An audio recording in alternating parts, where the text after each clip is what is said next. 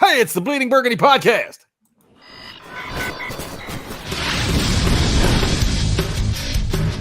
Welcome to the Bleeding Burgundy podcast, a Washington football podcast by fans for fans. With your hosts, Jesse Martin. You want to play what? Okay.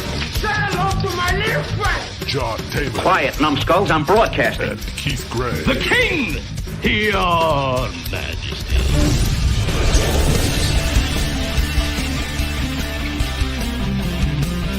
And now here's your host, John Taylor. I think it's over. I don't know. Every time I do the video, it freaking freezes on me, and I never know when it's over. Last time I didn't get it right, but hey, I am John Taman. This is the Bleeding Burgundy podcast, and welcome to the second month of the fucking NBA playoffs. Oh my God, is anything more interminable than it does drag out? A good guy that fucking drags out. Christ. Honest to God, my timeline fills up with NBA highlights, and I don't care. They all look the fucking same. Dude shoots the ball, it goes in the fucking rim. Woo.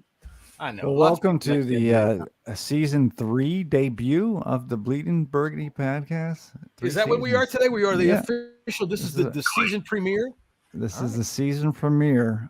And as usual, Keith isn't here. So the BBP. Good. All right. Well, it's not really going to be the official season premiere until I make a new opening and add Scott to it. So anyway, when I've said his name, we might as well let you know. Here's from UK, Scott Hartley.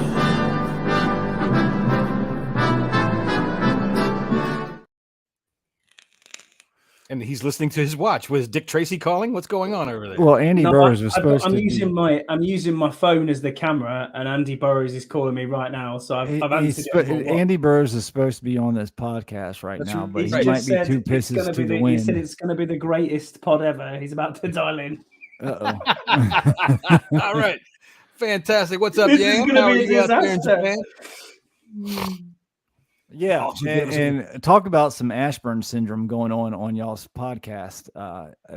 Tell me about Jesus Christ. We're going to the Super Bowl. Y'all motherfuckers, it was like, who had it? Was it Scouse that was 6-0? No, it was Burroughs 6-0. Oh, Burroughs. I was like, that is a serious start. I mean, look, I don't know was what quite realistic. As far as I'm concerned, that is realistic. We're going 17-0 in May. It's May, and I don't want to hear anything about it. We're going 17-0, and when we make our annual predictions, you watch what I say. Yeah, exactly. No, I got us 9-8 after the schedule. Scouse went 10-7. Shit, 9-8. Burroughs went 11-6. Well, I will say we're playing some tough heavy teams. hitters this year. Tough I'm teams. not going to lie to you. Well, 9-8. You know what that gets you? That gets you thrown out of the Bleeding Burgundy podcast. I wonder what happened there. I was like, he's about to drink it pint. Yes, here we go. Scotty's drinking some warm beer, and he's got a pint. We got Keith from on the sidelines. Yeah, for anybody that ever wondered where he was, Waldo is today at a flag football game. So. Hey, what's up, Keith? What's going on, gentlemen? I don't know. Let me see if I, people know that you're here. They're going to start fucking showing up. Yeah, that goes. It's Keith Gray. So International superstar. Why does it have to be screaming teenagers? I found that's teenagers screaming at the Beatles when they land in New York. Yeah, that's the Beatles. Okay, Keith probably doesn't like the Beatles. No.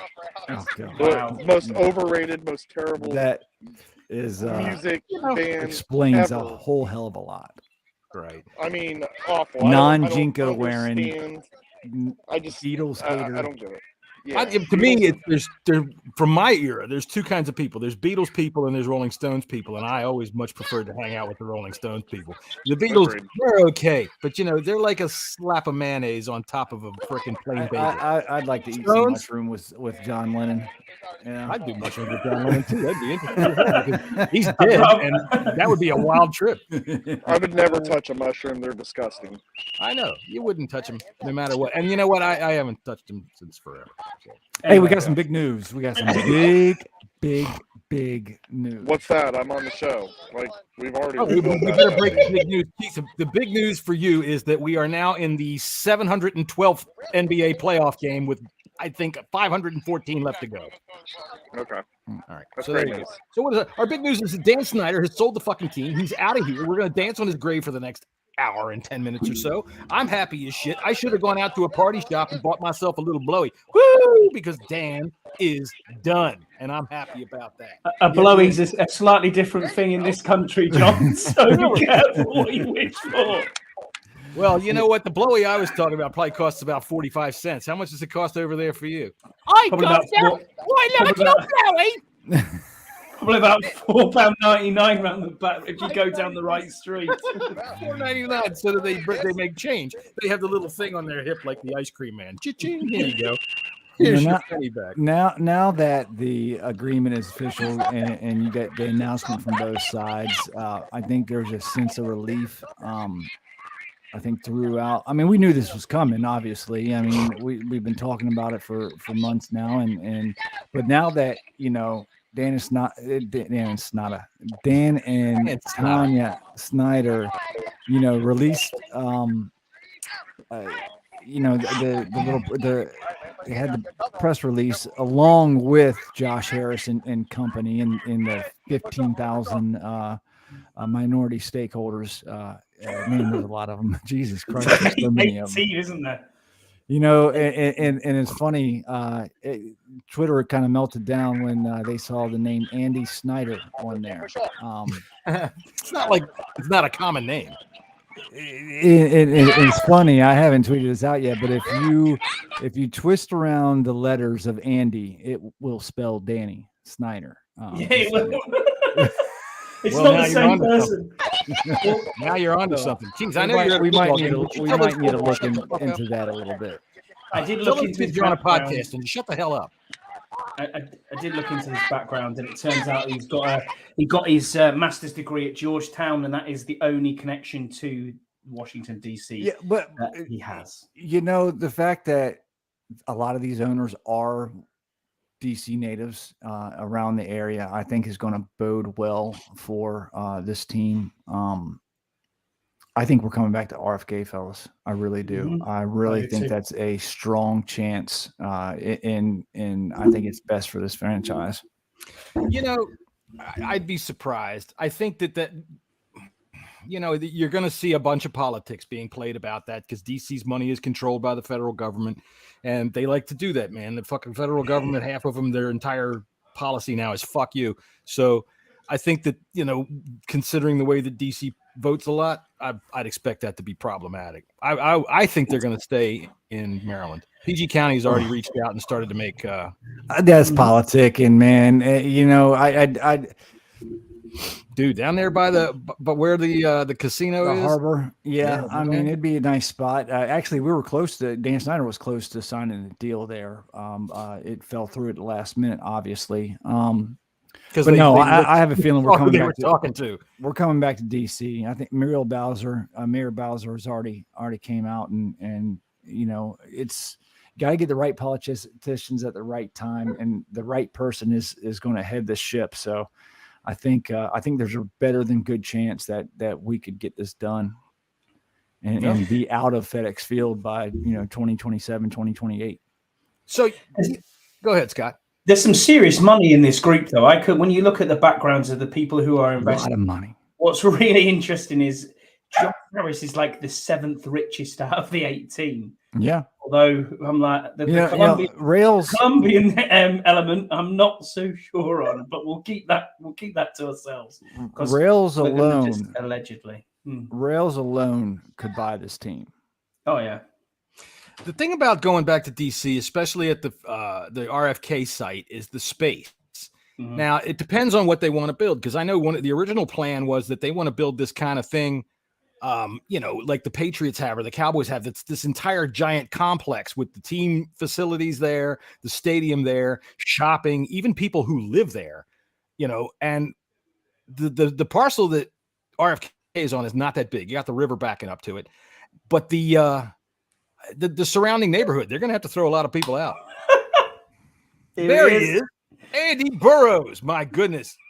How are you today? Sweet Jesus. How are we? How are we today, Andy? We got everybody. Andy Burrows, of course. How are you today? Oh my God. It took me about 20 minutes to even figure out my login. I'm so drunk. Andy, where are you at? Tell us. I've stumbled home to put my laptop on, and I'm going back to the pub. But yeah, I didn't want to miss it. You should have taken your laptop down to the pub and let's talk to everybody. Fuck it. Why is Lewis Honestly. Hamilton's car behind you? No, because I done a podcast that involved the Formula One, and I've been drinking for about 6 hours now. That sounds good. That sounds pretty good. So are you celebrating Dan Snyder's sale of the team, or are you welcoming a new neighbor named, Dan Snyder? Yeah, no, this is a great day to be a Washington fan. We're celebrating this fucking arsehole being out of our team. Yeah, it's great. It's a good time. It's a good time to be alive, boys. I haven't been as drunk in years. I don't. Wait a second. It's been less than a year since you were in DC, and you were. That's pretty true. Oh yeah. Well, okay. So Jess can vouch for the last time I was probably this drunk. Yeah, I years. saw you on Facebook 3 days ago. You were drunk then. Yeah, you were leathered like 2 or 3 days ago. What's going on? He forgets that he's on my Facebook. I've given up a night for you boys. I've ran home for this We shit. sincerely appreciate it. We sincerely appreciate it. Oh, I'll tell you thank what. you. I'm going to go ahead and go dark Thank for a you. minute. You guys talk. I got to go take care of something. I'll be right back. All right, Keith. Schedule release. What stands out to you about the schedule? It's going to be a hard one. Yeah. But I actually, as I said yesterday, I encourage it because I think what it's going to do is this coaching staff is really going to be able to heavily evaluate Sam Howell. He's going to be playing against teams that are competitors. There's not going to be any questions. Oh, well, they had a soft schedule. That's why Sam Howell was, winning games and blah, blah, blah. I think that when you look at the schedule now, sorry for all the whistling there, fellas. All right. When you look at the schedule, the scheduling now, it's hard, but anything can happen during the season. Injuries can swing things. Just right now we have a team where every game is a swing game, man. Every game is to the end. It's nail biters, and it is what it is. But I definitely think that Sam Howell's going to get tested, and it's going to give us a good. It's going to give us a good indication if he should remain QB1 the following season. Yeah, Keith made a good point about. Play the teams. If you can't beat good teams on your schedule, then you don't deserve a playoff spot. This is what you want. Yeah, 100%. This is what you want. You want your team to play competitive teams because guess what? If you reach the playoffs, you're going to be playing competitive teams. Yeah. So, let's not shy away from it. Let's embrace it and let's see what we have. And how this could I possibly explain it from the position of a head coach? I didn't realize I had myself up there on the camera. How long were you a head coach there, North? Oh, lots of years. I got to tell you, I was a head coach long enough to win all of about 8 games in a season one time. And let me tell you something. The key to winning football games, and I'm trying to tell you, your first priority in winning the football game is to make sure you have enough points on the scoreboard when the football game is over that you got more than the other team in the football game so that you can win the football game. And then after you win the football game, then you can talk to the reporters, and if they ask you questions you don't like, you can say, well, I got to go back and look at the film and all, and then I'll get back to you on something like that. Anyway, sorry about that. I didn't realize that Norv was up there, so I have to change everything. I think every schedule is competitive all the time. It's May. You just don't know from year to year. The shit changes, May. man. It's May. Shit changes. Right. It's May. And frankly, the schedule in May always looks completely different come October once injuries start to set in and once teams start to show who they really are. And once the fucking hype over these goddamn rookies dies down and you realize, oh, those quarterbacks are just as shitty as the last year's first round quarterbacks. And these teams aren't as good as you think that they're going to be. So as far as I'm concerned, bring on the schedule. You can't control it. Just go out and fucking win. Score more points and win the football game. What I like best about the schedule is the start of the season. I think it gives Sam a good kind of warm up. And listen, we all know the Cardinals are not going to be good this year. I mean, that's just fact. Maybe. But you got the Cardinals, then you got Denver next. And I'm sorry, I have no faith in Denver or Russell Wilson. I think he's going on. And I don't give a shit about fucking Sean Payton. Don't care. Sean Payton's over there. I don't give a shit about Sean Payton. Fuck him. Russell Wilson looked good in the last 4 games of the season last year. Yeah, he looks good about four games. He was about to chew on a carrot and say, "What's up, Doc?" But reason why and I invited another British bloke to come on here, but he had better things to do, like be dragged around on his ball and chain from his wife and Scouse. We are all 4 of us, or all 5 of us, are going to be sitting together. And actually, there's going to be about 12, 13, 14, 15 of us sitting together at the game. That's right. So nobody's starting shit. But we are got a small 1 bathroom, 1 toilet. Oh my God! Place where there's about 7 of us that are going to be staying in that thing. And 7? Keith, is Keith rooming with us? I think so. Is that what I hear? Keith, are you rooming with us? Yeah, I mean, yeah. That's what Andy told me yesterday. I said, I bring an air I'm not mattress. coming to hang out just to leave. And all right, I'm broke, right? Like, I'm broke. I don't have any money. And so I figured, I'll just use the Brits' money and stay in their place. It's absolutely fine. There's a stand-up shower that you could possibly sleep in. I'm okay with that. That's fine. Jesse, we're getting Maurice's airbed that's got a hole in it. Maurice is never going to sleep with us ever again. I was telling Andy yesterday. That sounded terrible, Burrows. What I want to see is Keith use Andy Burrows as loofah. That's what I want to see. Here's the thing. Hide your loofah. Hide the loofah. There's going to be no loofah usage whatsoever. There's going to be loofah all over that place. You won't be able to get in there anyway because I'll be in the toilet. So Scotty tensions. So you tuned in to listen to us talk about football. Yeah, right? Yeah, of course. Welcome to the Bleeding Burgundy podcast. Right. We're going to be well represented. Who invited all the pissed English guys? Honestly, I am so drunk. It's unbelievable. Let's get back on the schedule real quick. What did Andy just say? He said, so white, mate. He said, white, mate. I've been drinking all fucking day, mate. All right. So what have you been drinking, Andy? I've had Jaeger bombs. I've had Cobra. I've had Via Moretti and Foster's. My team won the cup today. Yeah, we won a trophy today, so we've been celebrating. All right, well that's good. That's congratulations. Good. I can tell you what. I ran home to see you guys, and I'm going back to the pub. Is anybody else irritated that we have once again got screwed with the bye situation? I haven't even. How late is the bye, by the way? What's that? I haven't even really looked at it. What I want to know? Week 14. I don't mind that, especially if we're heading to the postseason. But what I haven't looked at is last year we were complaining at this time that the last 4 teams we were playing were coming off of that mini bye after a Thursday game, and then we caught every one of them after they were rested, and practically every one of them beat the shit out of us. Yeah, so I haven't dived deep into that, but yeah, for somehow, some way, and I think like we only got one, I think, back-to-back home game all year long too, and until the last 2 games, it's 6. Yeah. It's 6 out of 8 fixtures that are all the way, which is ridiculous, absolutely stupid. So yeah, I'm not too pleased about that, especially with the traveling involved as well. We kind of have a mini bye in between, I think, before we go to it's Dallas. Yeah, after Dallas, I think. Yeah. How many times are we on primetime this year? Once. 2. Once. 2 Cowboys and Thanksgiving. Well, I mean, Thanksgiving's not really prime time. That's 4 o'clock. I'm talking night. The Thursday night game against the Bears. Once Thursday night. Yeah.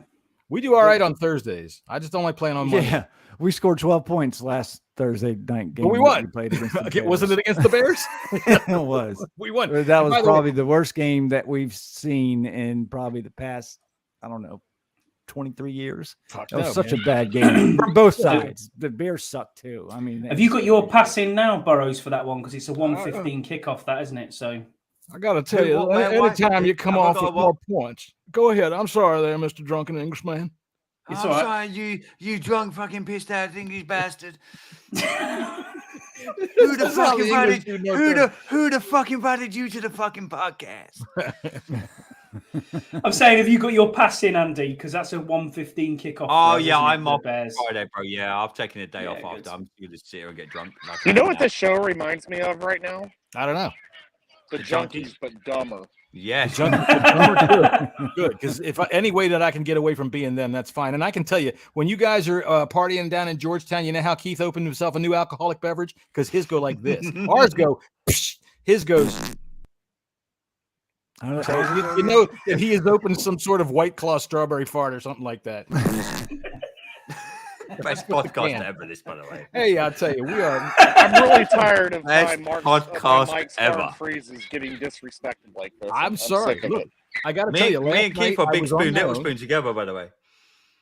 Yeah, I was going to say, does that mean me and Scouse are in the same bed? Yeah, you and Scouse are in the bedroom. Jesse's on his little bunk bed and his little hammock. I'm good with that. Keep a big spoon, I've already slept with Jesse before. He sucks. Wow. Well, that's too much information there, Mr. Gray. Ladies and gentlemen, we learned earlier that that's called a blowy. Yeah, I was going to say, take that comment however you see fit. This is what a fucking podcast. I tell you, there's nothing like it, is there? Honestly, I knew I should have stayed in the pub. Yeah, it's 75% this and 25% where we pretend to know football. Well, okay, so let's get to that part. I guess I'm sure people are probably interested in that part. There's really not a whole lot to talk about other than the schedule, which is kind of pointless to talk about. And, you know, the fact that Dan is gone, which we all anticipated, but is always happy and fun. The fact that Dan Snyder is out of this town, I can't get it any better. I don't know what I just said to get Andy going. They're still laughing about the blowy. Scott. This show is off the rails. Oh, shit. Bleeding Burgundy podcast. That looks like he chewed a fart again. I wish I had done it. You can't put two Brits in one podcast. It's impossible. Oh, no, you can't. That's the rule. Oh, Jesus. Oh, fucking hell. I know. We missed something. I don't know. The queen tooted or something. The king. You have a king now. I'm sorry. The king farted. We do, yeah. Okay. He wears a robe that looks like it should be in Game of Thrones. You can imagine him going up to Camilla. Pardon me. Would you pull my finger? I wanted to ask because his fingers are like sausages. Scotty, did you go to the coronation? No, I didn't go, but I did watch it. I know you watched. How much beer did you sell, Andy? Oh, fuck the coronation, man. Yeah. I had to work hard. You better watch your mouth, I had to work. You know how hard I had to work for this big-eared bastard? Fucking honestly. For his hat party. His freaking big hat party. Barstool. Absolute twat. Fucking hate the geezer. I hate to Dan plug. Snyder and the King. I hate them the most. I hate to plug other podcasts, and I think Barstool's kind of like they're idiots. Yeah, but they have an off podcast called Anus, and they sent these two guys to the coronation. Yeah, it's called Anus. What? They went and they walked around with a case of beer and got drunk with all the Brits. And they said they were asking, and they were just asking them questions for the podcast, and a lot of them were saying like they don't fucking care, they're just here to drink beer. Yeah. Is that how England? Tell you what, that's how it's been to be a Redskins and Commanders fan for the last 20 years. I mean, they're going to drink beer. That's a bit like me on this podcast. Yeah, why not? Yeah. I would say, honestly, Jesse, I would say 95% of people don't really give we don't give any regards to it at all. Yeah, you don't, I do. But yeah, talk football. Totally different. All ends. right, I am quite happy with the monarchy. Anyway, moving it back to football. everybody's seen the schedule, obviously. What game? Because there's plenty of them on here that we probably are not going to win. But like we did with the Eagles last year, what game do y'all see that you kind of circled like, hey, I think we could win that game? Every one of them. First game, Miami at home for me. Really, I think that's a toss up. Like that wouldn't be one of my. I think Miami's got a good defense. I'm not a Tua believer. Maybe Patriots away be the other one. no, I don't know. I already got that. That is a win, actually. Wow, I got us beating the shit out of the Bills in Week 4. I was thinking the Jets. The Bills. I mean, we're going to cream that team by 60 points. Fuck that Josh Allen, big ass galoot. We'll knock his head off. I'm looking at the Jets, and now the Brits actually think we all say words like galoot. But we're one of us. Look at him. Tamer is one of us. That's right. Keith, what do you think? 49ers at the end of the year, man. Honestly, who's going to be the quarterback by then? Look how suave he looks. He's lost a lot of weight. Look at him. He looks good, Keith. Who, me? Oh, you're talking about Keith? Yeah, damn. Keith, right? that perks him. I've lost 40 pounds. You're looking good, my man. Thank you. No one said anything about me. Shit. I'm glad to be your little spoon to your big spoon. Speaking of 40 pounds, my arms are a little bit more muscly now. You know? Guns wrapped around me on a cold DC night. I'm looking forward to it. Keith doesn't have to point out to Jesse and Scott that this is the third time in a row that he has been on the show in which we've had to look at his arms. Yeah. That's true. That's very true. They grow every time you see me. Now, Andy brought up 40 pounds. Keith doesn't have a dicky do no more. No. His belly doesn't hang out farther than his dicky do. Nope. Not anymore. Not anymore, fellas. Not anymore. I got a 2-pack. I'm working on the other 4. He's got himself. Jesse, when are you back with? When are you going back to see Katie to get the old feathering of the beard? Yeah, probably. Let's see. Let me look at my calendar. Speaking of 40 pounds, calendar. our draft picks came to camp yesterday. That's true. June 8th. And speaking of 40 pounds, here's our first round draft pick. Look at them fucking legs. Look at them fucking legs. To a child. No, that's not real. Surely that's not his real legs. Yes, those are his real legs. This looks like the kind of guy that they look like Andy's legs. Have y'all seen Andy's legs? New York Marathon. They're fucking tiny. Why, Jesse? Why you got to be like? They might even be smaller than your legs. Why have you got to be like that? I swear to God. One thing is for sure I'm having chili heat. I'm having chili fries every night of the week. No, you are not. You're done, Jesse. You're done. One thing is for sure about Forbes. That's not his legs, though. Seriously, we Americans definitely did not pay 25 cents a day for that motherfucker to eat. No, they did not. Wow. We are gonna. There's got to be some charity we can donate to get this dude some food. Hold on to that. Yeah, there's one picture. There's one picture in there. I think he was standing with. Yeah. Now you'll notice. You zoom into his knee. It looks like George Foreman. Oh, there it is, right there. Why does this look like George Foreman? So I took a look and let's see. Yep, it does. It looks just like George Foreman. And this is the content we came for. This is why we're here. This is why I've left the pub. There it is. I mean, yeah, that really does. Welcome to the Bleeding Burgundy podcast. If he pointed his toes and put them together, I bet you he could go right through the shoelace hole on Chris's shoe. He could stand in both. Who's our first round pick? The guy on the right. Yeah, I was thinking so. Yeah. Jesus. If he turned sideways and stuck his tongue out, he'd look like a zip. He'd look like a zipper. He would. Yeah. He'd look like a zipper. So anyway, yeah, there you go. So our picks are in camp. I guess they're learning the playbook. That's nice to know. He was able to. That guy. I'll tell you what, he almost got himself arrested in the metro because he went, they got those things to keep you from going and jumping on the subway. He managed to squeeze right through, and they were like, hey, you got to pay the fare. So, and I meant to be the drunk one. Did I mention that Dan Snyder is fucking gone? Yeah. There you All go. right, so Rodriguez, from what I hear, he may have come into camp a little bit overweight. Really? So 244, wasn't it? But I haven't. 217, I think. I haven't really seen any legs on that as far as people really. I could have missed it. I'm not sure who told me about that, but it might have been you, Scotty. It was me. Yeah, I saw a Twitter post from like a toothbrush is in the way.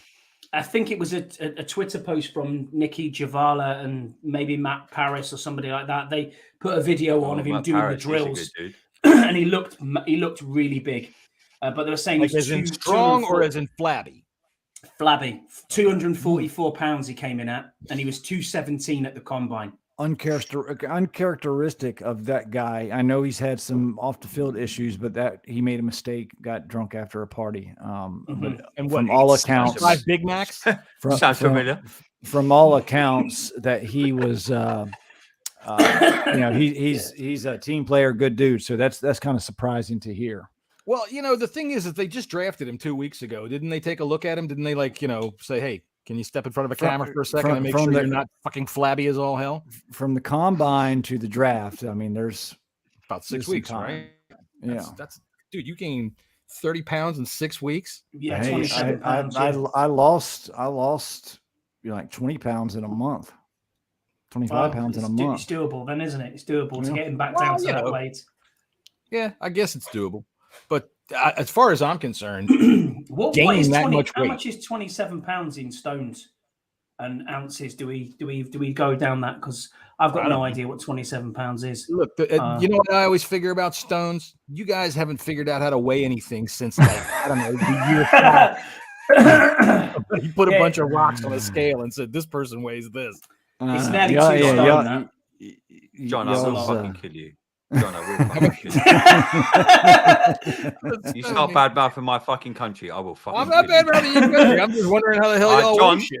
John, I have a particular set of skills. John, I've had a beer. I will fucking kill you. I have a particular set of skills. Yeah, no, John, I have a particular set of skills. I will find you, and I will fucking kill you. Well, I guess I better watch my mouth then. So yeah, how the fuck do you people weigh things? What is a stone in pound? How much is a pound in stone? I mean, how much do you weigh? How does it work out? And what in stones or in kilos? Yeah. Comparison. I'm 90. One stone is 14 pounds. 14 pounds, yeah. I'm 96 kilos, so I'm 15 stone. That 8. shit just don't make no fucking sense. No, it doesn't. See, they're either standing on a scale or somebody's putting rocks on it. You lot and your crazy 27 stones. Fucking septic tanks. Come on, man. Fuck me, man. What's a half a cup? You can't go to fucking school out there without getting fucking shot. Jesus Christ. Honest to God. The only Man's thing giving me shit. Man's giving me shit about weight. You can't even go to school without going through a fucking metal detector. No, that's true. Christ, so how many stone do you think a gun weighs? That's a way to get the metric system over America is way down then. America is way down, you fucking motherfuckers and your guns. Well, hey! We ain't gonna hear none of that. God save the king. And fuck President Trump. All right, back to football. Back to football. The whole idea of to me is that honestly, I'm 59, right? I'm the old guy on the show. And ever since I was a kid, they were telling me, we're going to learn the metric system because one of these days we're going to use it. And in my entire life here in America, the only thing we use the metric system for is fucking soda and cocaine. That's it. Soda and drugs. That's it. The only thing we use the metric system for. John, there's no way you're 59. All right. Andy Burroughs, do you want Ron Rivera to be fired? No. Sorry. Mate, you can't. We had this discussion yesterday. Try and keep the show on track. No, we are. No, you. I think he's earned the right to be here, and you have to give him that time. The only problem we've got is, say we went on a 3 or 4 game losing streak, the fans would be like, "Yep, get him," because you've already got a ready-made replacement sitting as a coach. That's the only problem we've got. So you say this. You use this term lame duck and yada yada yada. I don't want him to. No, I don't want him to be fired. I think he's earned the right to have these group of players that he's got. But the only thing is, if we do a Washington and we do it every season, if we lose 4 or 5 games and he's got the enemy sitting behind him, we all know it's going to happen. The new ownership. What if it's the offense That's the problem. You know? That is the problem. That is the problem, Jesse. That's the problem you've got. Does he? Me and Scott and Scouts talked about this yesterday. Does he see out the season? Probably not, because what's a successful season for Washington? 9 games? To me? No. 8 games? No. For him, where'd you get ready? Okay, so where'd you pull the trigger then? So where do you pull? We can't sit here with all the I think he gets the season going on. Yeah, I think he thank you. Unless we're like John, 1-6, and then they say, "Fuck it, why not?" Right, John? We can't sit here. We can't sit here with all the goodness that's going on in Washington right now and talk about firing the coach. We can't. No. We physically can't do it. But have to give him a chance. His contract? It is, John. No, Jesse, we all know. We all know. Yeah, we all know. We all know. This time next year, Ron Rivera's not going to be our coach. Yeah, he's gone. 100%. He's maybe gone. 100%. No, there's no maybe. He's gone, John. This time next year, he's gone. He's not our coach. Unless he gets us to like if he wins us down. He's got to win a playoff game. Yeah, he's got to win a playoff. But then it can't be a wild card playoff game either, John. I don't care if it is. I don't want as long as he doesn't back into the playoffs. That's what I'm saying. Yeah, win a playoff back in. That's how strong. How strong do you think our division will be this year? I think the Giants suck. I think the Eagles are a Super Bowl contender, and I think the Giants are the Cowboys are the usual pretenders that'll make a lot of noise and fucking losing rounds. I think the Giants are overhyped. I think the Giants are way overhyped. If I said to you now, you've got $200, where do you think Washington finish in the division? What would you say? They could finish second. Third. Okay. I mean, if I had to put money on it, I'd say third. It's like this. I look at it from a simple perspective. 24 points a game, and this team can win a lot of fucking football games if their defense plays to the level that it's capable of playing. 24 points a game, and we can win 10. I'm telling you. So a game, you've got to score more than 24 points a game. 24 will get us 10 wins. That's what I'm saying. No. Last year, I'm telling you, the top 10 teams averaged about 26 points a game between them. All right. So we averaged what 17 last year, 19. and we still 19, and we still 19, won 8 games. Right. So if this defense, what that means is that this defense can hold teams down. All right, they can hold scores down. If they can do that, and they can do it regularly, one more touchdown a game, one of those drives that we have that gets down there and Heineke throws it away 3 times or fucking runs out of the back of the end zone or whatever dumb shit that he fucking does, we score. We can win. We can win a lot of games. Let's have no more of these, 18-minute, 35-yard go-nowhere drives that we punt at the end. How long was that drive last year that we had that was like 9 minutes and went nowhere? We had one 11-minute drive that did end up in a touchdown. We had a couple of long drives. They were capable of that. What's the expectations though? I was chatting about this to someone earlier. We're all excited about ownership, but it all comes back to football eventually. Right. Sure. If we had to say now, what's your expectations for this Commanders team? What is your expectation? Yeah, right now, if you said, like, we're talking now, we're a long way off from the start of the season, but what's your expectations now for the season? Because we're all celebrating right now. We've got a new owner yet, but when it comes back to football, let's be realistic. All right, go ahead. What do you got? Looking at our schedule, and I know me, Scouse, and Scott had we had a little laugh on his podcast yesterday. If we win 9 games, I'll be amazed. See progress from this schedule. Have you seen our schedule? You got to see progress from Sam Howell and the offense. Yeah, that's the key. It's Sam Howell. It is, and this is the whole key with Ron Rivera. And I'm going against the grain here to a lot of the fan base and saying that I think Ron has done an admirable job building this team, not only the on the field stuff, but what he's done and changed the locker room, changed the culture, and then against of what he was dealing with not only cancer but Dan Snyder. I don't think many people take into effect. Does the change of ownership make us a good football team overnight, though? It's not going to. But the fact of the matter is, no one's a good football team if they don't have a half decent quarterback. That's the crux of it. It all comes down to the quarterback and being able to fix that problem. And unfortunately, with this schedule, though, boys, we've got to be realistic. Be realistic. I can't be realistic with the schedule in May because who knows? No, but you as a football fan, though. Okay, John, but as a football fan, just look at the schedule. I am. And I look at our team too. I think we're on the cusp. We need good quarterback play, and I mean, right now that's a big unknown. Good red zone play calling. Okay, right, I'll give you that. If we get good quarterback play, we've got skill players all over the damn place. We've got a defense that can hold teams way down, and now hopefully we've drafted a couple of guys that can take the ball away and give us some short fields. This dude here. Let me find this guy again. Here, wait. Oh, there he is. He's hiding behind a toothbrush. There he is. That guy, if he can start making interceptions, I'll be very freaking happy, man. Forbes starts picking some balls off. We start giving some short fields up to the young quarterback, making it a little easier on him. And like Jesse said, get some good red zone play calling so we can actually put some of these we put points on the board. Yes, 6, not 3. So yeah, to me, my reasonable expectation would be 10 at this stage. Keith, if we get good quarterback play. Your thoughts on the whole Rivera? What he needs to do to show progress and keep his job.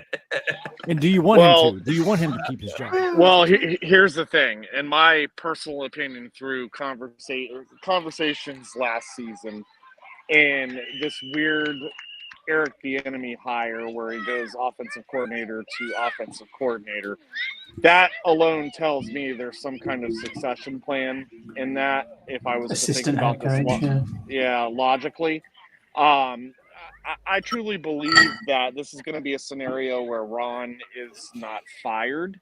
I think it's going to be a step down, and Eric Bieniemy is going to move up. And I think that was the plan when they brought Eric in, and I think it'll come into play after the season, regardless of the outcome. Now, if we're talking about my predictions of an outcome of a season, what will make it successful? Looking at the schedule and trying to be realistic to what we're looking at here, in my personal opinion as a fan, if you go 8-9 wins, okay, you go 8-9 wins and you limp into the playoffs with a wild card spot, that to me is successful because you went one step further than you did the year before. Records to me doesn't necessarily, I mean, you always want an above 500 record, obviously. But to me, I feel like it's slightly easier now to get into the playoffs. But when I say that, you've got to rely on a lot of other teams, in the NFC to suck, right? And so it's been relatively which they do, and they have, and they have since they've upped the playoff spots. So again, to me, I can see us fighting for a wild card spot this season. And if we get in, then that to me is a successful season. And I still think no matter what, Ron will step down. Eric Bieniemy is going to be our head coach. Before we throw it to Scotty, I just want to say something just real quick. What I will classify as a successful season is see the growth and development of Sam Howell. If he is the actual, we're gonna learn. Is he the guy? Is he the guy that we need to go with and really, if we get to the playoffs, I absolutely think he's the guy. I mean, I think there's other ways that you never know. I mean, the defense could flip flop. Taylor Heineke got us to the playoffs. So I think if we see that Howell could very well be the guy, I think that's a success. What is going to be interesting through this scenario is Sam Howell himself, I believe, needs to perform to keep his QB1 position. But when we say he needs to perform, at what type of level? Who's evaluating and who's putting stipulations at what his performance should look like in order to continue on with the QB1? Because here's what you're running into. You now have a new ownership group who was not necessarily a part of the decision-making process when it came to choosing Sam Howell as your QB1, right? And now you have new ownership who Josh Harris himself has other organizations and other sports that are currently successful right now. And as a new owner of a very historical franchise, you really want to go forward. We got to keep our expectations though, because with him and those other organizations, it took some time, right? He tore them all down and They rebuilt always them. do. You know, Now, but this team doesn't need to do that. That's what I was going to say. With that said, he doesn't need to do that. And so because I think that he doesn't need to do that, I think that if there's going to be a huge amount of pressure for Sam Howell to perform, or if no doubt about that. If not, this new ownership group is going to say, all right, front office, we need to make sure that we get our guy, our quarterback, because now that they're the new owners, right? You can't say that you've had 24 plus years of shitty ownership. That excuse, that's done. That's done for. So now you say, well, we've had 30 plus years of piss poor quarterback play. So now that's the next thing that's got to get addressed. You know, all these other people that are over here talking about name change, rebrand, this and that. First of all, let me just say this. If that is even remotely on this ownership's mind, we are in trouble. Because the fact and the reality is like Andy said it earlier, it's now about the production of the guys who you have on the field. And the one position that we have been crippled in for many, many years is this quarterback position. So I really, truly believe that if we do not reach playoffs this season, Sam Howell will not be QB1 that next following season, because this ownership group is going to put the pressure on our GMs if they don't clean house, right? Right. They're gonna put pressure, and if they do clean house, they're still gonna put the pressure on the new GM, and they're gonna say, I don't care, do whatever it takes to get the guy. We're not going to sit here and do this for another 10 years looking for this magical quarterback who's going to take us to the playoffs. Now, how they do that, I have no idea.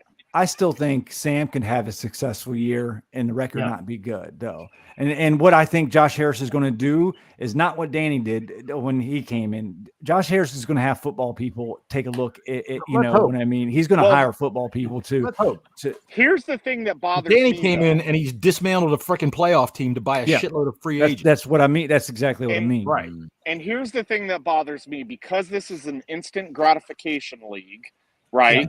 World. I'm not sure that we're going to that this organization is going to allow Sam Howell to develop. Jesse and I have agreed many times on this show that we believe that when a drafted quarterback comes in, they should sit for at least a season. I feel like, and so this has happened, right? So we're on the right track. But now we're going to need to see some positive production. And me personally, I would not be upset, even if we had a subpar season with Sam Howell. I would not be upset if we went into the following year with him as QB1. Because, again, now you're talking his third season, second year to play, in game.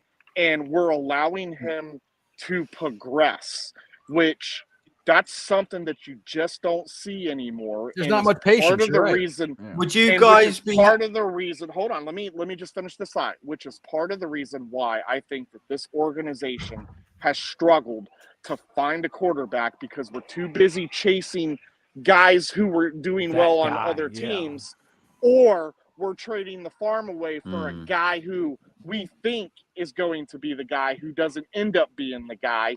And then when you have another guy, Kirk Cousins, you don't want to pay that guy. So that guy leaves because he wants more money. Like, these are the types of situations that you run into when you do not solidify this position. Right now, as we stand, I feel like we're in the right direction to potentially get this quarterback situation solidified based upon Sam Howell's production. And to me, I don't need to see elite from Sam Howell.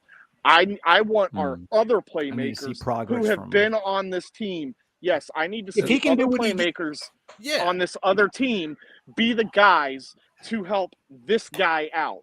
And as long as this guy is game managing, and he's doing the things that he needs to do, we all know there's going to be mistakes. And we fans need to chill when these mistakes happen. We need to allow these guys to go through the progressions. And even though we might get pissed off in the moment, we need to check our emotions for the future because this guy has the tangibles. We saw it in one game. And I know people that are listening are like, it was just one game. So what? What we saw in that game was enough for this coaching staff. And some people will argue that this coaching staff doesn't know how to see starting guys and put them in and blah, blah, blah. But at the end of the day, no matter what, those guys are smarter than the 5 of us and 99.9% of the people on Twitter. So, excuse me. So if the coaching staff saw QB1 in this guy, let's get behind that. And like I said, we need to keep our expectations and not make this guy like we think that this guy needs to be elite. He doesn't need to be elite. Just get the ball to our playmakers. That's all we're asking. Right. Get them to the playmakers, score 24 points or more, and we should be okay. Are we? Yeah, no. My only. I agree with literally everything Keith said. I never thought I'd say that in my life. But are we happy as a fan base? If I am, and I know you guys might be, and I'm interested to get Keith's perspective to come back to his points that he made. Are we happy as a fan base for another season? Bear in mind, new ownership. We've moved on from Dan. Are we happy as a fan base to let this quarterback learn for a season and come the end of the season? Yeah, no, I get that. But do you think my question as an entire fan base, bear in mind what we've been through with QB and owner, and we all know the history. My question to you guys is, do you think this fan base will be happy to hear the word, maybe not rebuild, but would we be patient enough with a Sam Howell for this season to say we won the fan base 8-9 games? No, the fan base won't. And neither will any other fan base. They're stupid. Just as crazy as we are. And I do have a message. John, so that's my question. That's my question. So at the end of the season, so say we're sitting here this time next year and we've won 9 games. As a fan base, are we thinking, say we're drafting 5th or 6th? Are we talking are we wanting to draft a QB? If he played like Taylor Heineke and wins 9 games, I'm ready to draft a QB. Okay. If he plays like if he plays like he did against the Cowboys, where he lets the game come to him, he doesn't let it get overwhelming. Right. He makes plays, hits these guys in stride, lets them do their thing. But do we have to be patient as a fan base for a season?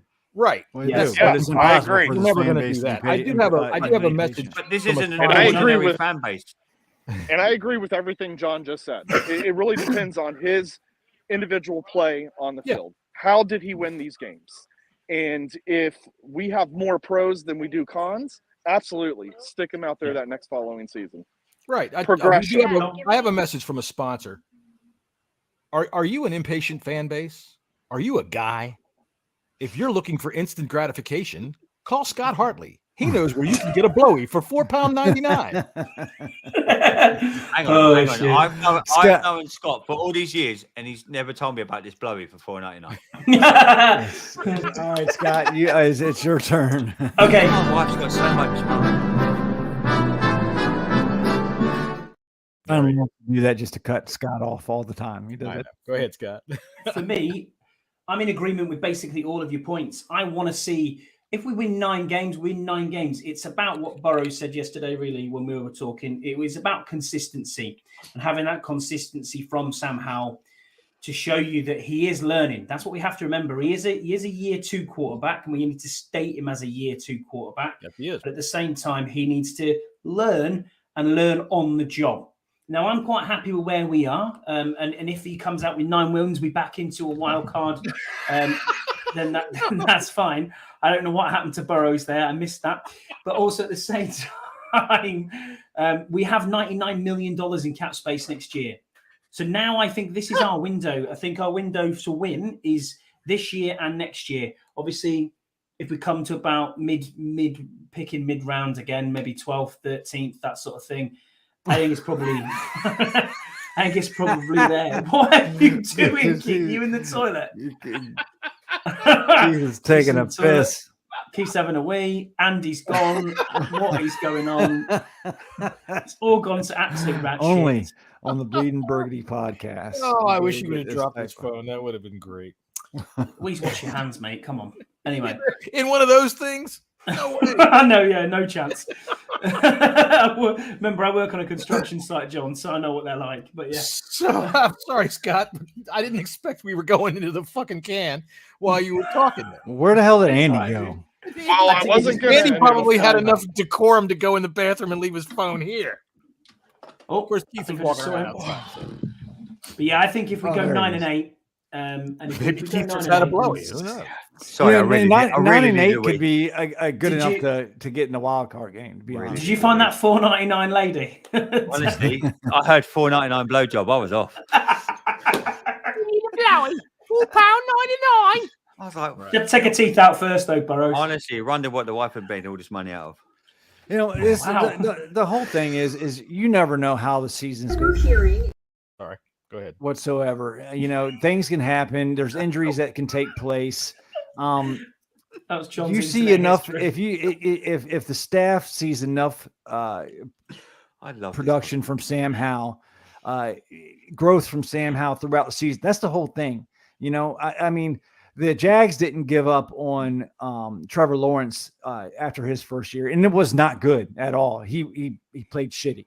And the next year he turned around and he was excellent. He also had a head coach that was a fucking problem. All right. Do you Sure, guys Urban think- Meyer. I don't know if you've read any of the shit that went on with Urban Meyer Oh, in yeah. Jacksonville. Yeah. Oh my God. What a fucking joke. but still, his play on the field was pretty shoddy. I mean, he was throwing balls in the dirt and everything like that. Well, But yeah. if you see enough of a progression from him, and football people actually, okay, there's enough to work with. He just needs to fucking progress, and They he also needs got to him be good on field, needs to quarterback. learn.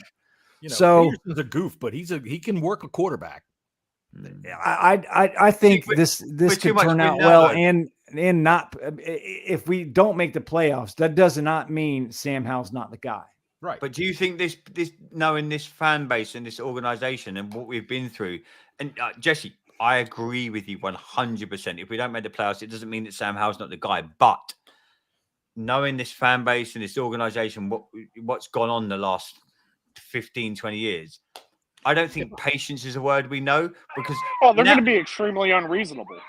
yeah, but the last people they should listen to is the fan base. That's what I'm saying. If the ownership listens to the fan base about anything, they're not the right owners. Right. The thing is, too, you know, owners, they clean house a lot. They like to come in, they like to get their own people. So I would suggest that probably Howell's leash might be a little shorter as a result of that, because I guarantee you, Andy's got a point where they're looking at next year's draft and they're thinking, "Hey, that's our guy. There's our guy." Especially if we're picking in the top 5. Yeah, Well, you're right about that. I think their decision is going to be made, but based upon draft position. There's 2 big guys that are highly touted. Well, that's what this was about. Hearing is Jalen Carter, the D tackle from Georgia, just won a national championship with the Bulldogs. Big guy, 6'3". Now, is that what he is? Is he a big dick, big guy? We're looking for the big dick, big guy. That's what we're looking for. We're looking for BDE, John, aren't we? Big dick energy. That's right. That's exactly it. Jesse definitely knows how to find those kind of guys. Well, you're Yeah, going. we've roomed with Wayne. Jesse. We've See roomed you with at him. We know training that's camp, true. Jesse. No one's ever going to let me live that one down. Well, I mean, why should we? You know, here you can always get it with a guy whose knee looks like George Foreman. I'm over here taking a picture with Gary Clark, and Jesse walks over talking about, I just saw the largest elephant trunk in my life. Talk about ruining my moment with Gary Clark, the first time I've ever, seen the man and got to take a picture, and Jesse ruins that moment. The worst part about it is Gary Clark's my all-time favorite Redskin, and I'd never gotten to take a picture with him before. Oh, and yeah, you missed it. I was so Jesse was on distraught about what I saw. I remember that. And then you're like, oh, he looked like that. Man. Oh. And it was bigger. All right, well, so we really, this show has turned into, over the years, the Merrick Hemingway penis fucking show. That's about it. Good for him and all, but is he even He's in the proper be proud. Right now, he's got the biggest dick at the UPS. Hemingway's or whatever cock city we're living in. sponsors this podcast. This helmet is brought to you in association with Sudocreme. Gee, I wonder why we don't have guests on our show. Everyone else gets Jason Wright, but he ain't coming on. Oh, Jason Wright! There he goes again.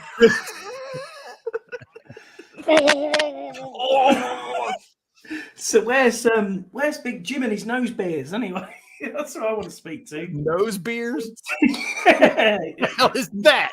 I don't want to go to England and go out drinking. I swear to God, I'm going to go in the pub with Andy. He's going to go, give us a couple of them nose beers. And I'm going to be like, what the fuck? John, you don't want to come out drinking with me, bro. A nose beer is otherwise known as Colombia's finest marching powder. Oh, I see. I understand. That's Big Jim Irsay. That's what he's been on this week, hasn't he? God bless Jim Irsay. Yeah. God bless him. I wonder if we can call him. I don't know. Right, somebody get the phone. Okay. Hello. Oh, Lord. Hey, listen, let me tell you something over there. Let me tell you something. Listen, God damn it. Y'all better stop calling Andrew Luck's cousins and shit, because I got a leash on that boy, and let me tell you what, if he even wants to do anything, he better talk to me, buddy. So, as far as I'm concerned, you can't call him. So, listen, I tell you, I had one of them nose beers. I had a nose beer one time. I did. I had probably 5,000 or 6,000 nose beers, and that was last Saturday. All right, Jimmy out. That to me just sounded like a drunk John Taman. Did it? It was Andy Burrows in the first 20 minutes of this podcast. That's Andy. I'll tell you what, I did notice that the effort I've gone on to get to this podcast. Drinking, and I can't tell. John, thank you, John. Thank you, pull John. up the picture of Andy and do your impression. Oh, don't put the penguin up again. Oh my God. Well, it's not a penguin. I hate this. It's not a penguin. It's a booby, isn't it? It's a booby. It's a booby. I'm doing my own impression. I'm here for my own impression. I'll do it, John. John, I'll tell you what, John. Fuck doing the penguin impression. I'll do it myself. I'm here, John. I've got you, bro. I'm the fucking penguin. Hello, mate. Hello, son. Do you want a fucking beer? Do you want a beer, son? Wankers. I gotta tell you, if George Foreman was here, we'd have even more fun. Oh, yeah. Absolute wankers. I know. And honestly, it's a badge of station for me to be called a wanker by an actual Englishman. I'm proud of that. Well, John, if it means that much to you, you are a fucking wanker. I am. I'm totally a wanker. And you know something? It's bigger than that. Although I tell you what, a guy that's skinny, a guy that's like that, I guarantee you, he's going to give Jesse a shock at training camp. Jesse's going to catch him coming out of the shower or something, and he's going to be doing his usual pretend to be a towel boy thing at at training camp, and he's going to be like, Emmanuel performed.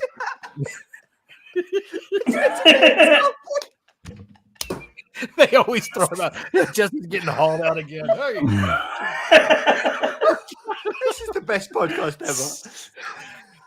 Slung out by his ear. So, you asked me earlier, what game did I look at on the schedule and think that we had a chance of surprising everybody? And honestly, the 49ers at the end of the year, man, I'm calling it. We're going to beat that fucking team. And fuck yeah, the 49ers are going to be a strange team this year. Yeah, they got a strange team. They're a lot like the Commanders in the sense that you don't know what really they have at quarterback because they're going to probably start the season with fucking Sam Darnold. Their first round draft pick and Trey Lance is just not, he got injured. He wasn't looking that good before. There's been trade talk. And then you got Brock Purdy, the 7th round a pick that just came out of nowhere. And he managed the game. And this is the nice Commanders. But those throws that he made were to receivers that were open by 5 yards. I mean, if you sat and watched, it's like, he was just dinking and dunking and managing the game. And that's what Eric Bieniemy needs to do with Sam Howell. We have the talent on this team. Oh yeah. We have the talent on this team. Hopefully we did enough at the offensive line. That's the one position group that I'm a little bit weary of.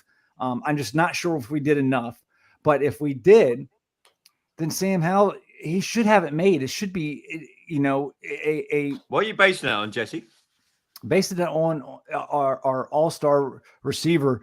Fuck you. They're not ranked 11th. You can kiss my fucking white ass. They are not ranked. That's what I'm asking. 11th. Yeah, that's what I'm asking. Ridiculous. Because some of the things that we've been based on in the last 24 hours are, sheesh. We have a really, really good running back room. In our tight ends, yes, they're not really known right now, but I think with Bieniemy coming in here and how he likes to use, how Kansas City likes to use their tight ends, expect a big major uptick Logan in that department. Logan, Cole Turner, Armani, and Cole Turner, all three of them, and then throw John Bates in there, man. He's got hands. He's mainly used as our blocking tight end, but he's still got talent. I think the offense is underrated by the national media. Dude, because they never look at us. What the national media does is they read what's put in front of them about the top teams that they know something about. If anybody wants to ever talk to me about the media, look, on fucking ESPN, Chris fucking Sims was talking about linebackers over the first round in the last 5 or 7 years or so, and he had it written on his card on the screen, Jasmine Davis. Yeah.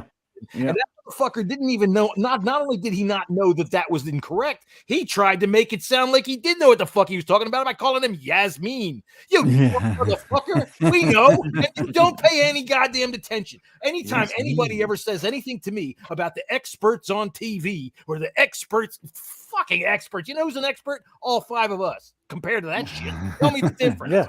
Tell me the fucking difference. We are in fucking trouble if us 5 are the experts. So hopefully we can. I'm telling you. Look, I'm telling you what. You buy a tiny suit and you put it on my dick, it looks just like Chris Sims. Welcome to week 1 of the NFL with John Taman. That's right. Welcome to week 1 of the NFL.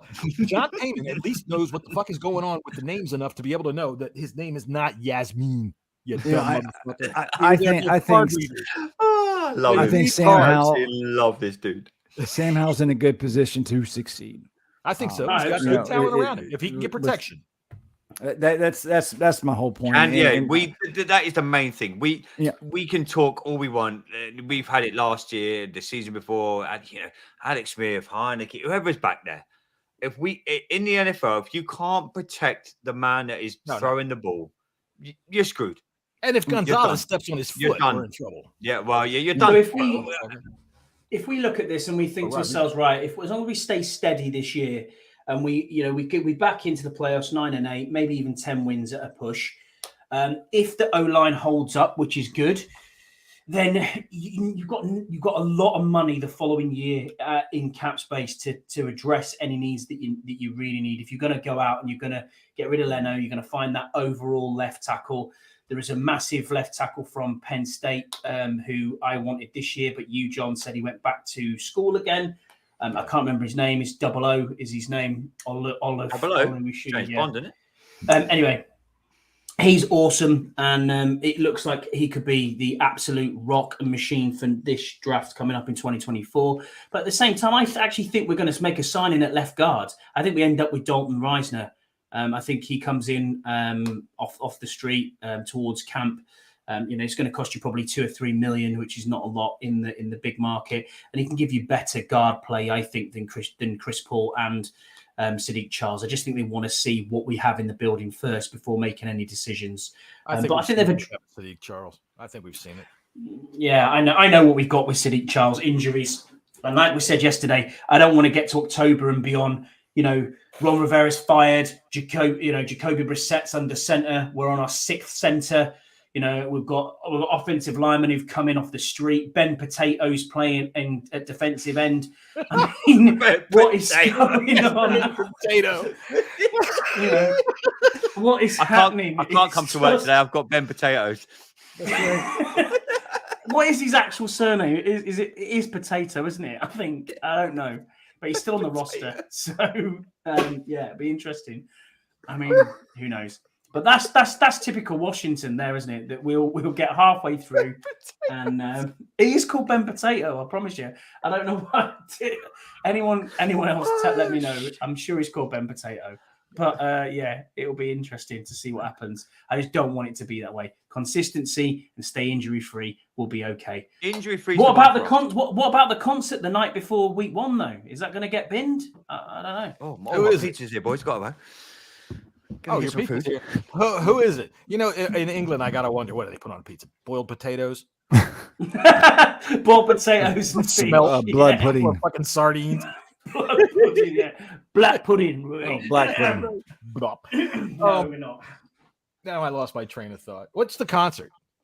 I don't know. There's a concert on the night before Beyonce? the game starts. Oh yeah, get rid of that. Fuck Beyonce.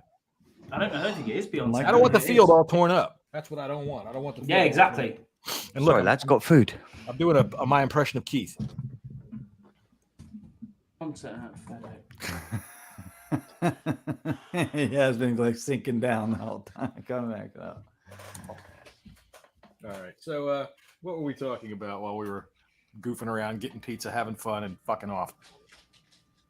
We have I don't know. much enough. Scott was talking about Ben Potato. So, Scott, what are Ben Potato's measurables? I don't know. I know he's a defensive tackle. He is about 5th on the depth chart at the minute, and I want him to make the team. His name is really Ben Potato. I want him on the team. I definitely want to see a guy out there with the name Potato on the back of his jersey. So, what is the? When's the date of the game? It's the 10th, isn't it, of September? Yep, September 10th. It's Morgan Wallen with Parker McCollum, Ernst, and Bailey Zimmerman at FedEx Fuck Field. are they? I have no idea. Beyonce's a couple of weeks before. She's got 2 shows. She's got Saturday the 5th of August and the 6th of August on Sunday. But anyway, if you're a Beyonce fan, to a concert the night before the game. Go get your tickets. Ben Potato. I'm gonna have to just find. I googled him. There is no such thing. It is.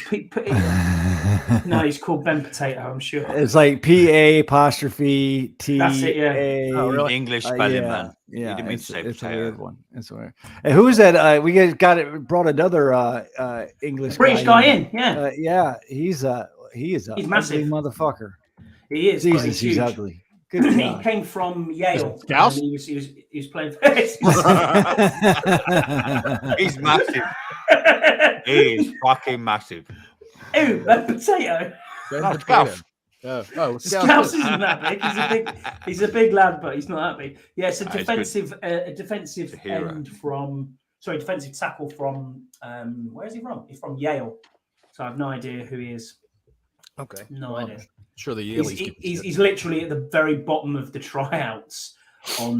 All right, so we got on the roster. Ben Potato. I've heard we have Jimmy Stringbean. So, all right, here's Ben Potoa''E. That is Ben Potato. That's Ben Potate. That's right. Scott, don't try and tell the Americans how to spell. Well, potate. That just sounds to me like somebody who thinks that his fucking potato chips are fancy. Yesterday, I did. He's a Super Bowl champion. He's got a ring. Ben Potate. He's got a ring with the Tampa Bay Buccaneers. I would love to have him go to the White House with a Commander's Super Bowl ring and have freaking Joe Biden go, "Where's Ben Potato? Where's Ben Potato?" That would be fun. Watch him try to throw the ball. Look, so he's called Benning, actually, not Ben. So there you go. Benning, we've spent. Potato. You know what? Anybody else can talk because I don't know where the fuck to go from Ben Potato. I usually go right for the freaking lima beans after that. Andy's having himself a pizza. I am having a fucking good time here, by the way.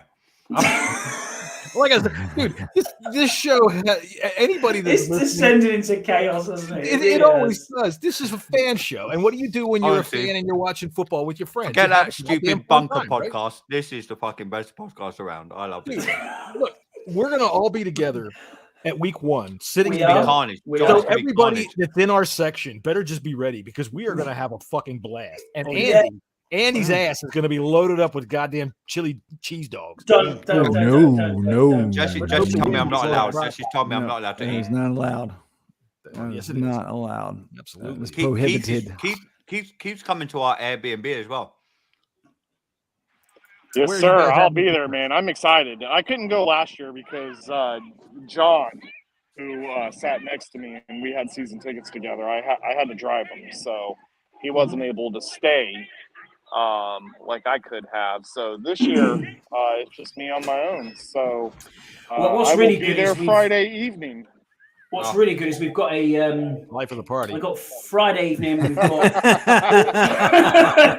we've got all day Saturday, and then Andy, we've got. By the way, that is yes, a target. That's a target. You see that when you see that in the B&B, that's a target for the chili cheese. I'm gonna teabag the shit out of that dude. So much for that. That is when the Englishman says tea time, Keith. That's when you make your mouth be closed. Jesse knows what's coming his way. Jesse's one of us. All right. Jesse's one of us. I like that. All right, bruv. Hey. Who sent me that meme the other day about the cows? That was funny as shit. That was me. That was funny as shit. Boy, that was great. All right. So, yeah, look, if you watch this podcast or you listen to this podcast and you wonder, what the fuck is this? This is what this is. We're friends. We watch the games together. We have fun. And we're fans. We're not experts. We're not breaking any fucking news. You know, you listen to Keith for 10 minutes. He said absolutely nothing. That's regurgitating the same shit back and forth. Well, sounded great. I love you, Keith. You're my man. Why ever have another baby? He's being called Keith. Facts. Absolute facts.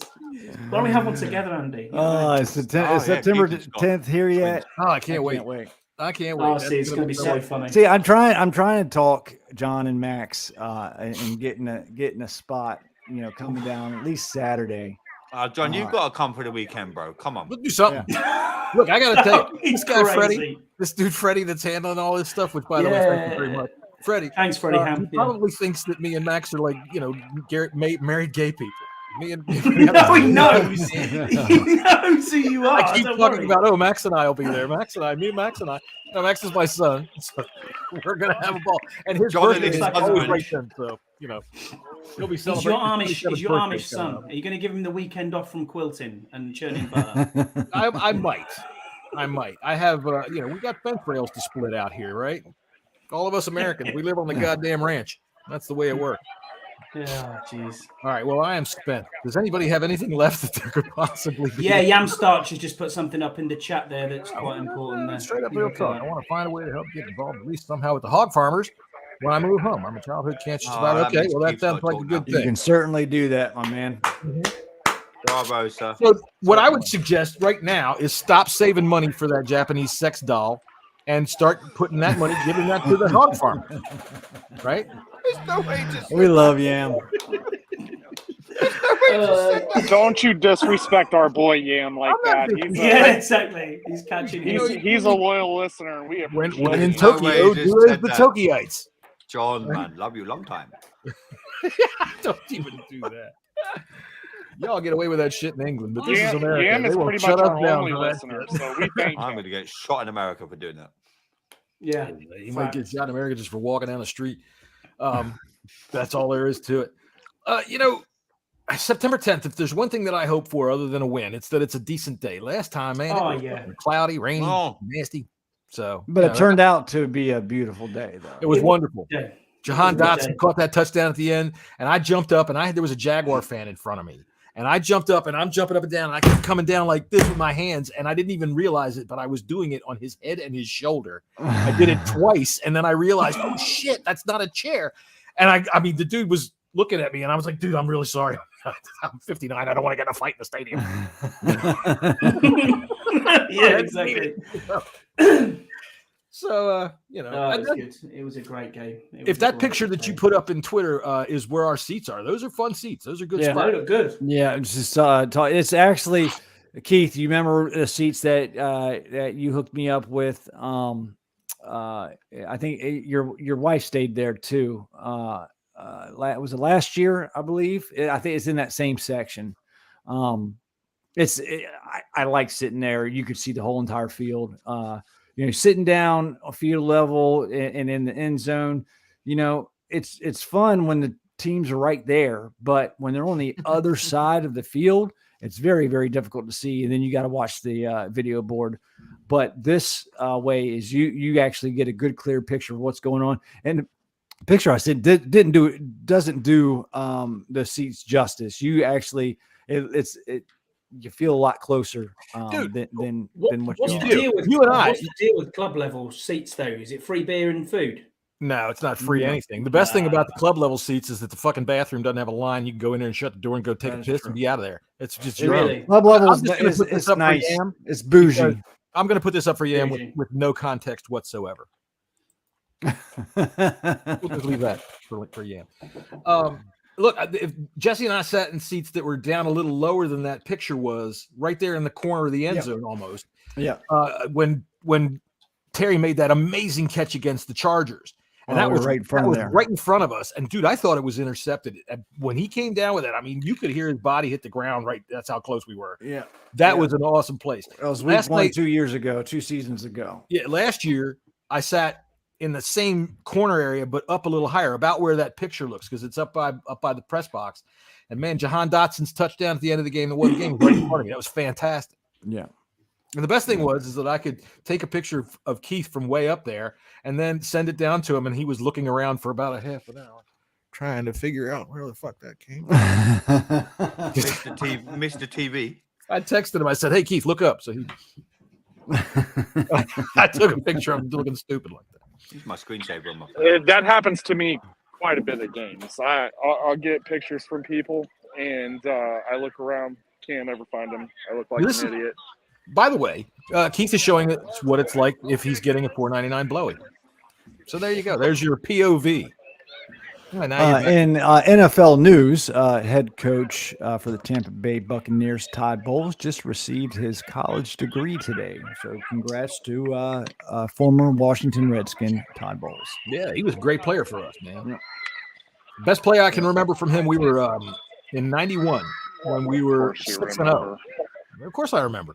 It was a great game. We were playing against the Bears, and they were still good at that time, and they were beating us in the fourth quarter. We were 6-0, and we forced a fumble, and Bowles picked it up and fucking scored with it, and that was the end of the game. What year did you say, John? 91, and then we were on the cover of Sports Illustrated. He was on the cover of Sports Illustrated picking up the fumble. I was 11. If you had anything to remember, then it would be worth remembering. When we wore leather helmets. If you had anything to remember, you'd remember. But you don't have anything to remember. So you don't remember. You remember when Dick Clark got John frickin' whatever his name was, and he threw that interception? When Dick Clark threw to John Evans. What was that quarterback that Shanahan put his reputation on? John Beck? Right. Yeah, Beck, you don't have the memories of John Beck. Shit. So, yeah, you're right. I definitely remember. And you know what keeps me remembering? Good sex. You get enough of it, your memory lasts. So you notice Andy. Yeah. He just figured it out. It's time to close this one out, boys. Definitely. Right. That's what she said. I think it was about That's what time she said, about John. That's what she said, an hour and 15 minutes ago was that time. Yeah. He said just like he didn't just carry us all into the fucking porta potty like 20 minutes ago. He did. I mean, I was quiet. Y'all announced it. That's not my problem. That's fine. It's not like you're on camera in front of anybody or anything. All right. Well, I'm done. You guys done? All right. Anything Yeah, left? I'm gonna go. I'm gonna go buy Emmanuel Forbes a Big Mac, and we'll catch y'all later. That's right. Get on that mac and cheese and do some squats, Emmanuel Forbes. I guess I gotta put this shit on here. Let's see here. There we go. That's our. So I am predicting a 17-0 season based on that schedule that I looked at. Bunch of fucking cream puffs on there. Bunch of no good goddamn little pansy boys. And we're going to smack every one of them right in the goddamn mouth. Sam Howell is going to throw 37 touchdowns, 2 interceptions for 5,627 yards. And we're winning Super Bowl 50, whatever the fuck it's coming up. I'm just going to put some private chats out there, or private chat out there.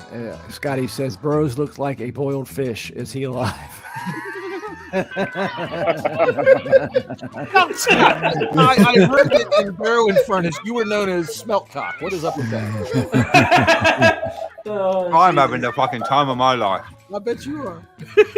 Give Andy a couple of beers, some pizza, and a bunch of guys talking stupid, and then he's honestly, it's like hanging out with my mates. I love this shit. I'll tell you what. Last year, I probably haven't laughed that hard since I was in high school. I think it was a good week. My abdomen my core muscles were sore for like 2 weeks after that. So I'm excited for week 1. You wait till we come back, Jesse. Gosh, Mate. he's going to tell us he lost 40 pounds again. I mean, what Keith did to us this year as well. Oh shit. That's right. Here, I'm going to give you my impression. My impression had 2 things in it. Yeah. That whole 5 minutes you seeing Keith at the bed and breakfast. Hey, look at my tricep. That's exactly what's going to happen. He's going to have two Mike Card lemonade and start posing in front of a stand-up mirror. Look at that, baby. He's going to oil himself. He's going to oil himself up. Looks like Emmanuel Forbes' leg. It looks like Emmanuel Forbes' both legs. Well, give him a little bit of your forehead, Scotty. Except what forehead, man? I've got 10 heads. Hey. If your forehead goes back anymore, it's going to be Tuesday. Scotty looks like if you took a canned ham and put a hamburger roll on top of it. You put a pair of glasses on a canned ham and a hamburger roll on top, and there you have it. This has been like the best podcast ever. It is. It really is. Are we still? We're not live, are we still? Oh yeah, we're still live. Ah, shit. We're still live. We're going for. I'm sorry for being this drunk. No, you're not. That's good. Don't apologize. Oh, this pizza, by the way, is fucking unreal. I can tell. All right, we're going to leave it at that. See everybody next time. We'll see you then on the Bleeding Burgundy. See you later.